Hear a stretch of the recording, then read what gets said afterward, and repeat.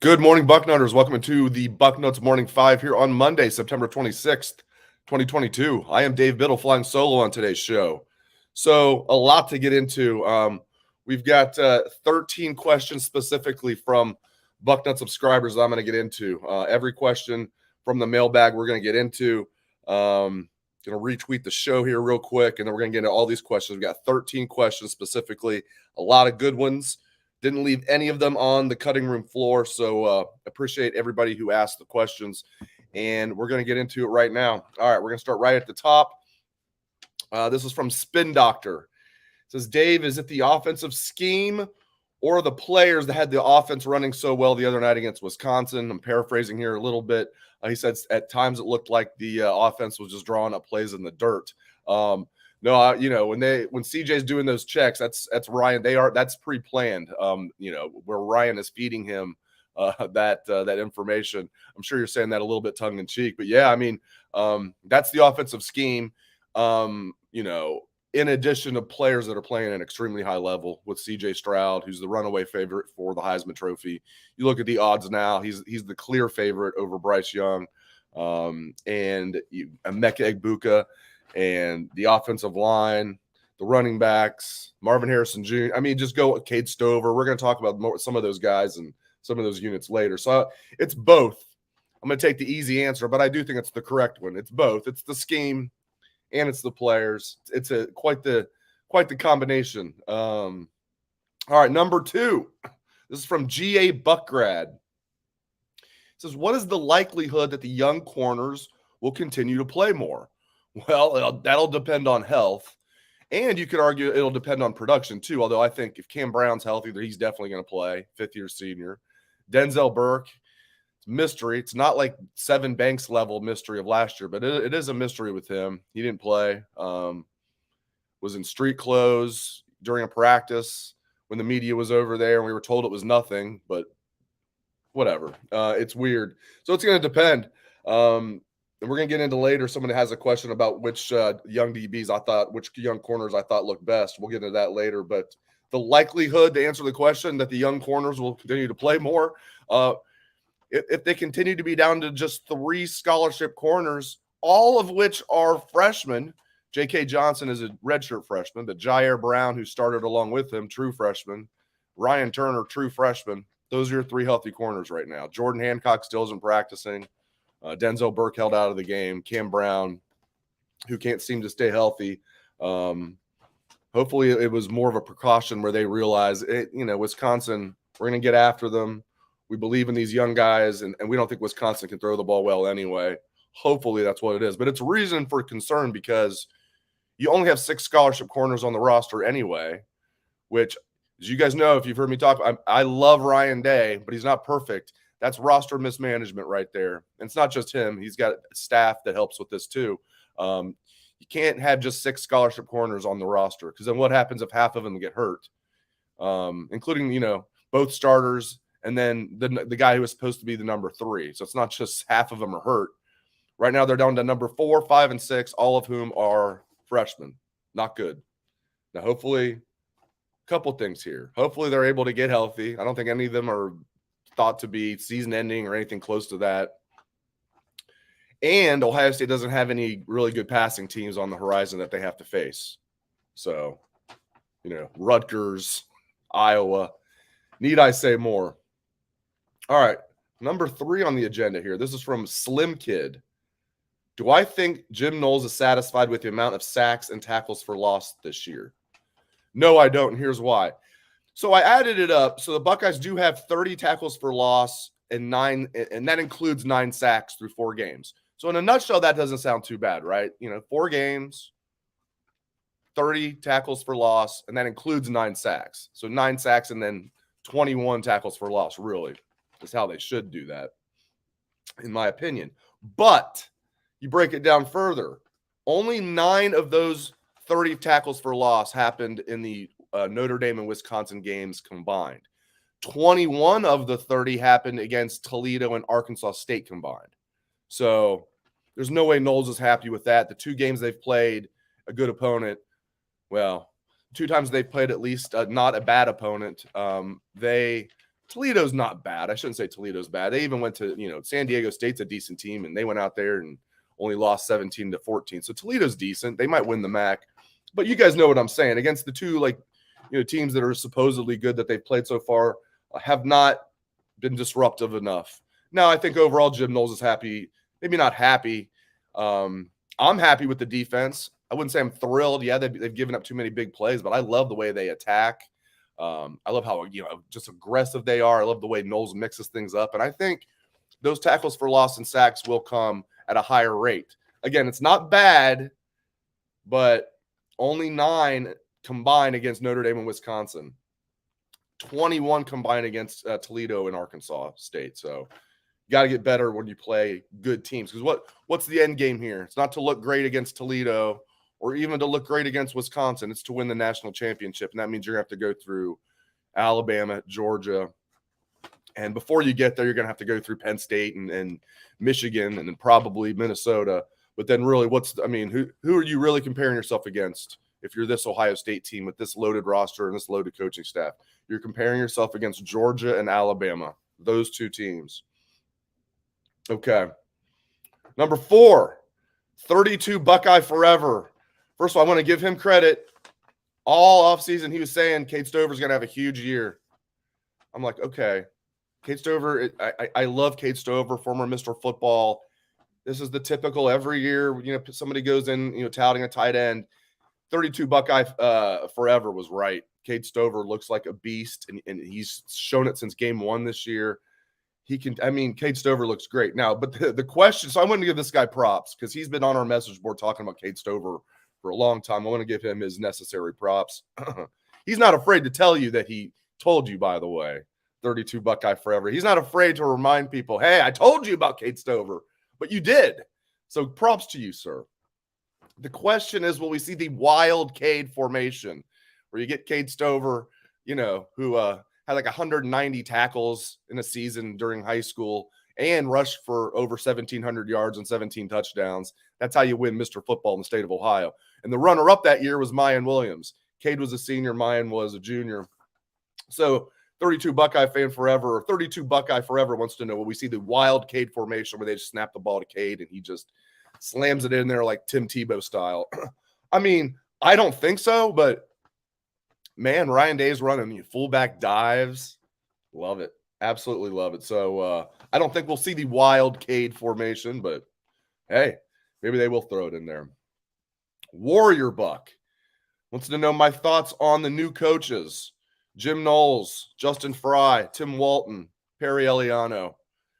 Feels like Ryan Day, especially and Walton and Eliano were very good hires, but the two that he needed to hit home runs with were Knowles and Fry. And I think he did hit home runs with both of them. You could say he hit grand slam home runs with both of them. Knowles, especially being the head coach of the defense, was the super important one, obviously. And the early returns, again, not perfect, but this Knowles defense is going to give up its share of big plays. He said himself, keep it to less than 5. He considers big plays 20 yards or more. Keep them to less than 5 because we're going to get tackles for loss and sacks. And even if they're not as many as he wants right now, they're still being extremely disruptive. Overall, I like where this defense is. So I think Ryan Day hit it out of the park with all 4 of those men. Love this coaching staff. Absolutely love it. And the guys that he retained, I think Brian Hartline's the best at what he does. Tony Alford, if he's not the best running backs coach in the country, including recruiting and the way he handles the team, he's kind of like the team dad, in addition to everything else. Great running backs coach, the way he develops guys. Guys just get better and better and better and better and better. J.K. Dobbins was good as a freshman, and then as a junior, he had the only 2,000-yard season in Ohio State history. So J.K. Dobbins was good already. Tony Alford just made boom, boom, boom, kept developing him, and J.K. Dobbins was just an absolute beast that last year. Trey Sermon didn't even look like an Ohio State caliber running back to me, honestly, during that 2020 season early. And then by the end of the year, he went on that 3-game run. He looked like Ezekiel Elliott. He was running so violently. That's Tony Alford. So I love this coaching staff. I like the guys that they, retained: Larry Johnson, Brian Hartline, Tony Alford, Corey Dennis, and obviously the behind-the-scenes guys, not behind the scenes really, but Mickey Marotti's huge, Mark Pantoni's huge. And then you bring in these 4 guys. That's why I love this. I love this roster and I love this coaching staff. This is the year. Injuries concern me a little bit though. Jackson Smith and Jigba, that concerns me. This is not hindsight 2020. We talked about it. Like, why are you going to play him against Toledo when, of all injuries in sports, it seems like hamstrings linger more than anything? Then what happens? He gets re-injured and then can't play, and now he probably won't play for a few weeks. That's one to keep an eye on right there. They might not have Smith and Jigba for a while. Of course, if Emeka Egbuka and Marvin Harrison Jr. continue to play at an All-American level, especially Emeka is the one putting up the stats we thought JSN would put up. Emeka Egbuka looks fantastic. Obviously, so does Marvin Harrison Jr. He got banged up a little bit. So Emeka was able to completely steal the show. Man, does Emeka look good. Great hands, fast, quick, and tough. Tough. You got to be tough. He is. He's tough. He's not scared of anything. Okay, this next one. I almost don't even want to answer this. This is one that any Buckeye fan out there would struggle with, okay? But I'm going to answer it. Bucks grad. He wants to know my personal favorite Buckeye of all time, and he makes it clear, not necessarily the best or the fastest or whatever you want to say, etc. My personal favorite Buckeye of all time. Thinking, man, there's so many candidates here. You immediately go to your childhood, right? At least I do. I think when I first fell in love with the Buckeyes, when I was a little kid, with like Keith Byers, who should have won the Heisman that year, if not for that Hail Mary from Doug Flutie against Miami, 1984. It was like 7 years old, 8 years old. Keith Byers, Chris Spielman, Chris Carter, those guys, but specifically Keith Byers and Chris Spielman. Those guys came to mind. Guys like Antoine Winfield came to mind. Of course, Eddie George, Troy Smith, all these guys come to mind. But the one that I picked, Orlando Pace. And you said don't pick the best, but that's a big reason. He's you can make the argument in Ohio State's even Ohio State, you go back, Jim Parker, even Ohio State's had some great offensive tackles. You could argue he's the best offensive tackle in college football history. Anthony Munoz probably, but Anthony Munoz was actually a better pro than he was in college because I believe he had missed a lot of time at USC because of injuries. Orlando Pace started from day one and dominated from day one. But here's what puts it over the top for me. To give it a personal anecdote, in addition to Orlando being a great player, fantastic in the NFL as well, number one overall pick, perennial Pro Bowler, Super Bowl winner. Let me tell you something else. So my freshman year at Ohio State, I stayed at Morrill Tower. And this is back when football players just lived with regular students. They don't do that anymore. So 1994, fall of 1994, we're moving in. I'll never forget getting in the elevator, and I knew who he was. This is before classes started, and he introduced himself. Hi, I'm Orlando, just very unassuming. God. Hi, Mr. Pace. And turns out we lived on the 13th floor. Morrill Tower has a 13th floor. They don't do this nonsense where they don't have a 13th floor like hotels do. So we had our suite, and then in the very next suite was Orlando Pace. His roommate was John Lumpkin, another very large human. And Orlando could not have been more down to earth. Even after he became an immediate star, he was still that same guy. Would come in and just hang out with a bunch of nerdy guys like us. Come over to the next suite, hang out with us, watch TV. Down to earth guy, great guy. Great player. So there's my favorite Buckeye of all time is Orlando Pace. Shout out to my former roommates at 13th floor Morrill Tower, by the way, too. Great year, freshman year in college. And you have Orlando Pace living next door to you, and he's a hell of a nice guy. So that couldn't have worked out any better. Okay, next one. This is also from Bucks grad. He says, Kyle McCord reminds him of Craig Krenzel, and he's talking about his leadership and toughness and the way he carries himself. Okay, I can get down with that. I would need to see him run like Krenzel did, but he does carry himself like a leader. I agree with that. I don't know if he's into molecular genetics like Krenzel. Here's the massive difference, and this isn't what Bucks grad was saying, but here's the massive difference. Kyle McCord's got a cannon. He can throw that football all over the lot. Krenzel had a noodle arm. As much as we love CK, he had a noodle arm, and he wasn't as accurate as I looked up his completion percentage. Overall at Ohio State, Krenzel, his career 56% completion percentage. By comparison, CJ Stroud 72%. And trust me, I know a Ryan Day offense is a little bit more quarterback friendly than early Jim Tressel offense at Ohio State. A little bit more quarterback friendly, I get that, but still, Krenzel's completion percentage 56% at Ohio State. It went up to 59.9 the year that they won the national championship in 2002. Then it fell back to like 55% his senior year in 2003. So Krenzel wasn't very accurate. Touchdown to interception ratio wasn't very good. I mean, CJ Stroud, 72% completion percentage, 16 touchdowns, 1 interception. So Craig Krenzel, not a very good arm. So I can't really see the comparison with Kyle McCord unless you're just talking about leadership. Okay, the 8th question here. Fox R 2001 wants me to give an honest appraisal of Michigan and Penn State. What do I see out of them? What challenges could they present? Well, of course, I'm going to give an honest appraisal. You think I was going to give a dishonest appraisal? No, I hear you. Let's start with Penn State. I've really only watched them start to finish once, and that was Auburn. And Auburn's not good, but I was still more impressed with Penn State than I expected. Here's why. I expected Penn State to win that game, even at Auburn, but they won 41-12. And if you're like, oh, well, I expected that, well, I hope you won some money because the spread was like, what was Penn State favored by? Like 3.5 or something like that. I mean, it was expected to be at least somewhat of a close game. Penn State was favored at Auburn, but still blew the doors off Auburn. Now, they were more physical than Auburn, which did not surprise me. Here's what surprised me. They were clearly faster.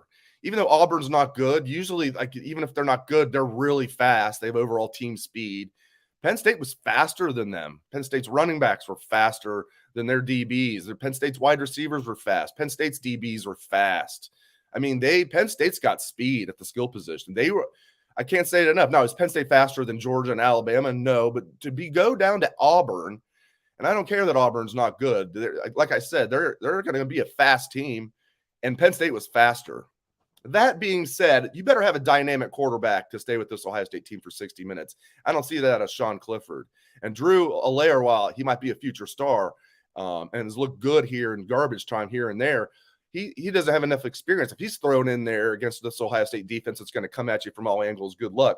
I just don't see Sean Clifford being able to hang with Ohio State for 60 minutes. And you better have a dynamic quarterback because Ohio State, this defense will get after you. They are markedly improved. And we know what this offense could do. And this offense is getting better and better and better. That's a good Wisconsin defense. Don't get it confused. The Buckeyes could do whatever they wanted early in that game before they took their foot off the gas. They're up 28-0 before you could blink. They demolished that Wisconsin defense. So Penn State's a good team. Okay, I'm not overlooking them, and I know that's going to be a hostile environment. Even though it's not a whiteout, it's still going to be tough.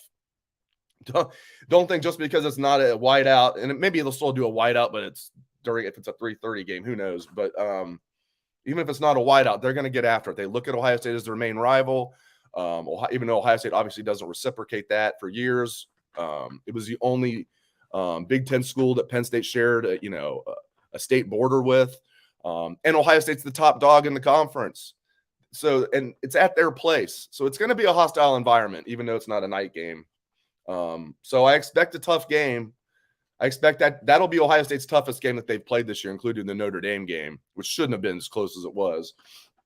I think if they played Notre Dame again, they'd slaughter them, but easy for me to say that. They didn't the night they played. At least Ohio State got it together in the second half that game. They did dominate the second half against Notre Dame. It was 14-0, and Notre Dame couldn't do anything. And Ohio State could just run whenever they wanted. So, but it took Ohio State a while to adjust to what Notre Dame was doing. So I expect Penn State to be the toughest team, certainly, that they've played so far, and tough environment. Add it all up, I expect a close game, but I expect Ohio State to win. What's a close game? Maybe Ohio State by 10. I don't think it's going to be a last-second field goal or anything. I won't be surprised if Ohio State takes it to them a little bit. I'll be shocked if it's a blowout, though. I don't think they're going to blow out Penn State. This is a good Penn State team. Now, James Franklin's not a good in-game coach, so that helps the situation if you're Ohio State. Okay, and then Michigan. I have watched them a lot. I try to not miss a Michigan game. Know your enemy, right? I know their roster extremely well. I do not miss a game if I can help it. Didn't really see much of their Hawaii game. Their non-conference schedule, as I'm sure most of you know, not only was it easy, it was the easiest in the entire country. I'm not joking. There's 131 teams in Division One FBS. They should still call it Division One. That's stupid. There's 131 teams in FBS, and Michigan had the 131st easiest schedule. 131 out of 131. Colorado State, Hawaii, UConn, 3 of the worst 10 or 15 teams in the country. Finally got punched in the mouth, and how'd they react? They at least beat Maryland, but Maryland's leading at one point 13-10 in that game in the second quarter. The only reason Michigan even had the lead is because the ball bounces off the guy's face mask as he's trying to catch the opening kickoff. First of all, why are you even trying to return that? Like, just call the fair catch and get it to 25 and give it to what is a good Maryland offense. So that's another thing. Was Michigan exposed? I don't know if they were exposed, but they certainly don't look like as good as they were last year, which people were saying, oh, coming into the game, if you watch the game, the announcers are saying, there's a chance they're even better than what they were last year. No, they're not. You don't lose basically 3 first-round draft picks off your defense, and you're better. David Ojabo, second-round pick, but would have been if he didn't get, tear his Achilles. And then Aiden Hutchinson, number 2 overall pick, Dax Hill, 31st overall pick. And then you lose Ojabo. They lost a couple other starters off that defense, like Chris Hinton, Gray, the corner. So their defense. Now, again, Maryland's got a really good offense. Like Tunga Vailoa had a bad interception, but he can run and he can throw, and they've got 4 really good wide receivers. They've got a couple good running backs, and Maryland's got a good, big offensive line. All 5 returning starters from last year. They're the only Big Ten team that has all their starters back on the offensive line. So, but Michigan's defense still is not what they were last year. Offense, I think they're better, but like McCarthy is not. He didn't look as good as I think he was touted to be. Let's just put it that way. And it was just one game. It's a small sample size, but he was struggling throwing the deep ball. Yes, he is mobile, but man, let's not confuse him with like Michael Vick or anything. Like, he's mobile. He's not a statue back there, but he's not a guy that's going to kill you with his legs against a team like Ohio State. He can run the zone read and pick up some cheap first downs on scrambles. I get that. I'm not saying he can't run, but let's not get it confused. Like, he's a great runner. He's a good runner. Okay. But he's inexperienced. This is his first time, having to throw that many passes, and he wasn't that impressive. Okay. So overall, with Michigan having to come to Ohio State, now the day of, is everybody going to be worried about the game? Maybe have those nerves? You better, right? I mean, it's just natural. It's the game. But I think Ohio State's going to be more than fine against Michigan. I think they're going to take it to them. Not that it's going to be a blowout, but man, you add it all up, this Ohio State roster and coaching staff, how hungry they are, the revenge factor from last year, and all the chirping Michigan did after the game. Born on third base, think he hit a triple. I think Ohio State's got the better team. First time they get him in Columbus in 4 years. You add it all up, I think Michigan's in trouble. I tend to, if I had to be more worried about one team or the other, I'd probably say Penn State. But I'm not that worried about either game because it's at Penn State. I think Michigan's a better team than Penn State, not markedly better. I think that'll be a good game when those two play. It'll be interesting to see how Michigan does against Iowa this week too. Iowa probably won't be able to score, but we'll see. So it's close, but I'll say at Penn State's probably going to be the tougher game. But both teams are good, but neither team is great. This Michigan team is not as good as they were last year. Now, if McCarthy turns into what they think he can be, all bets are off, and maybe they will be a better team. But their defense isn't as good. Don't believe that nonsense that their defense is as good or better than last year. Give me a break. You don't lose 3 first-round. Michigan doesn't reload like Ohio State does. You don't lose 3 first-round picks off your defense and improve, and other starters, and your defensive coordinator. So, and their defensive coordinator, I don't think he's bad, but he's not the guy. He's not Mike McDonald, the guy they had last year. All right, I'm babbling way too much here. Maybe you guys don't mind me babbling. Maybe you do. I don't know. All right, we got how many more to get here to? About 5 more. All right, Noah Buckeye. Is the offensive line the difference between the Buckeyes winning a national championship or not? Noah Buckeye. Is the O-line the difference between a national championship or not? I'm tempted to say yes. It's certainly a huge part. And you can name a lot of other things, turnovers, being more disruptive with sacks and tackles for loss. And here's what I'm going to go with, though. Health Health is the key. I feel like if this team doesn't fall apart, like at corner, if they can get JSN back healthy, they're going to be a really, really tough out, even for a Georgia or Alabama. But if all of a sudden they're depleted at corner, and you got to go up against teams like that, if all of a sudden you don't have JSN, and then what if and you can say, oh, Buckeye, but they can win with Emeka Egbuka. They can win a national title with Emeka Egbuka and Marvin Harrison Jr. and Julian Fleming and Jaden Ballard and Xavier. I agree with that, but what if one of those guys gets hurt? So you're already down Jackson Smith and Jigba, which I can't believe they brought him back as early as they did with a hammy, and then now he's re-injured it, and we're hearing he's out for a while. I think he's even saying he's out for a while. And then you never know when he comes back how he's going to be. It's a hammy. No injury in sports lingers longer than a hammy. You don't need to be a doctor to know that. You don't even need to stay at a Holiday Inn Express. Jokes from the 90s. Thank you very much. If you came for jokes from the 90s, I got you covered. Hey, I even gave you my favorite Buckeye ever, somebody from the 90s. 90s themed show here, Orlando Pace. Okay. So is the offensive line the difference between a national title or not? I mean, you can make the argument that it is. It's a huge part, but I'm going to go with health. I don't like what I'm seeing with the health on this team. And we're only, 4 games in. I know it's football, but man, you only have 6 scholarship corners. You're down to 3 right now. Now, thank goodness none of them are long-term injuries, I don't think. I'm worried about JSN, though. Now, again, if Emeka and Marvin stay healthy, I'm really not that worried about it, but let's just hope those guys stay healthy. Okay. Another one from Noah Buckeye. I'm paraphrasing here. He's basically asking, he asked, is Ryan Day evolving as a play caller? Yes. He talked about different things with the tight end and I formation and different things. It was a longer question than this. Basically, it was, is Ryan Day evolving as a play caller? He sure as hell is, right before our eyes. Ryan Day is evolving as a play caller. Yes. Different concepts, doing things like mixing it up, using Rossi as a fullback. They've always liked 12 personnel. They're just using it different this year. It helps that Cade Stover's an absolute beast. He looks phenomenal. And they've had good tight ends. I've talked about this. Like, I think he's the best tight end in recent memory at Ohio State. And I don't say that lightly because think about it. They've just had this string of NFL tight ends. Impressive. It doesn't get enough talk because they don't catch a lot of passes. That's why nobody talks about it. But Jeff Hireman, 3rd-round pick. Very next year, Nick Vanette, 3rd-round pick. Okay? This past year, Jeremy Ruckert, 3rd-round pick. A sandwich in between those guys, Luke Farrell, 5th-round pick. Boom, boom, boom, boom. 4 guys right in a row, NFL draft picks. 3 of them 3rd-round picks. And I think Cade Stover's the best of that bunch. So that helps. And Mitch Rossi's a heck of a just guy to have on the team. 6th-year senior. Love it. Former walk-on. Now on scholarship. Is Ryan Day evolving as a play caller? Yes. And he still can do all the stuff that we already loved about him with the concepts in the passing game and what he does there. But yes, the way he's running the ball now and using the tight end. Yes, he's evolving as a play caller, and he was already great.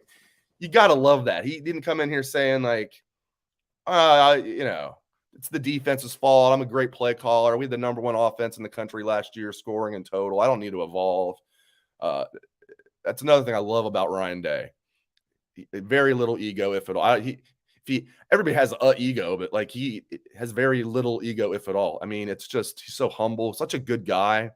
So I'm allowed to criticize him a little bit, right, about the only having 6 scholarship corners, roster mismanagement, because I pretty much love everything else about him. 6 scholarship corners. How did you let that happen? How do you let that happen?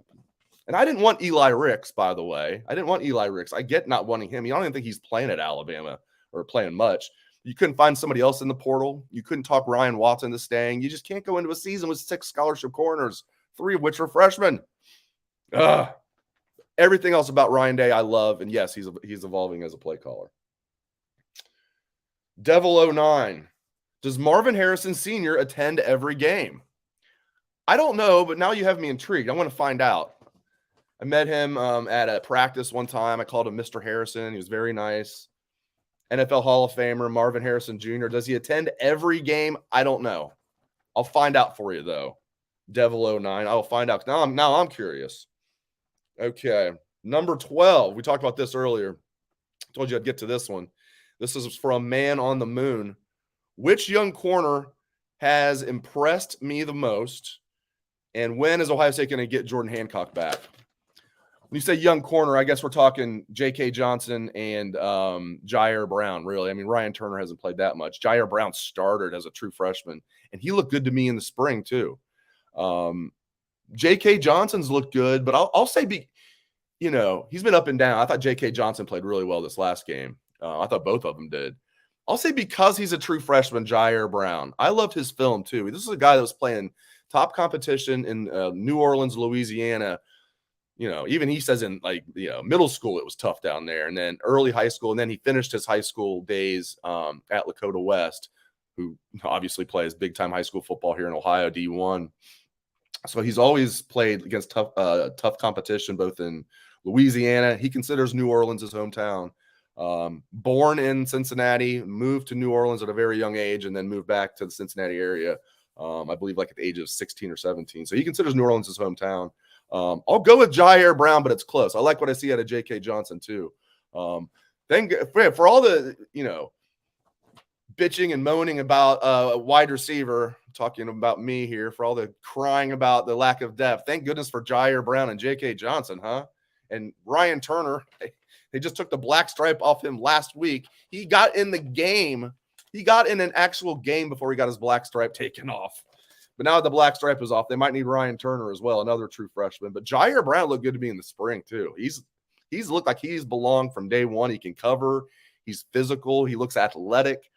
Jair Brown, could he be this year's Denzel Burke, just coming on the scene a little later, a guy that enrolled early, was a good recruit, but wasn't like an elite level recruit. Could he be kind of turn into the Denzel Burke of this year? Let's hope Denzel Burke comes back and turns into the Denzel Burke of last year. I was hoping Denzel Burke would be a better version of what he was last year, and he was good as a true freshman. I don't know what's going on with Denzel Burke. It's one of the things I'm going to ask Ryan Day about at the press conference tomorrow. I'm sure I won't be the only one. So I'll go with Jair Brown. All right. Final question on the show here. Great questions. Great questions out of you guys. Tip of the cap. Tip of the Bengals cap to you guys for the great questions here. All right. Final question. 13th and final question on the Bucknuts Morning 32 and change. When we first launched the show way back in the day, Mr. Bucknuts wanted it to literally be a 5-minute show. Thought people's attention span, they just 5 minutes. He wanted 5 minutes and done. 5 minutes and done. And we never ever got a comment saying, man, wish the show was a little shorter. Anytime we got a comment about the length of the show, it was, I like the show, but can you guys go a little longer? Maybe not even necessarily I like the show. It was just, can you guys go a little longer? Anytime anybody commented on the length of the show, there was never one comment about, can you go shorter? It was always, can you go longer? So eventually, Dan Rubin and I talked Lee into letting us go longer. Lee Shear, Mr. Bucknuts. Great man, founder of Bucknuts. Okay, last one. If Ohio State was in the SEC, how would they do? This is from Buckeye 4527. If Ohio State was in the SEC, how would they do? I think they would be more than fine. Now, the SEC is clearly a better conference than the Big Ten. I'm not breaking news there. This year, last 20 years, you name it. But I look at the SEC this year. Who's the third highest ranked team in the SEC? Kentucky. I mean, Kentucky was tied in the second quarter against Youngstown State. Okay. That's the third best team in the SEC this year. Now, Georgia and Alabama are excellent. Now, they've had their warts, though, too. I mean, I think Bama would have lost to Texas if Quinn Ewers didn't get hurt. I think most people agree with that. They still almost won the game even with Ewers getting hurt. Bama wins that game by 1 point. Texas isn't that good. They just lost to Texas Tech. Now, without Ewers, but still. So, Alabama's not the juggernaut that they've been. Is Georgia as good as they were last year? How can you be? There's no way they are. Now, I think maybe offensively, I can't believe Stetson Bennett's turned into like it used to be like he was like their Krenzel. Like with a great defense, you can win with him. Like manage the game. You got to play.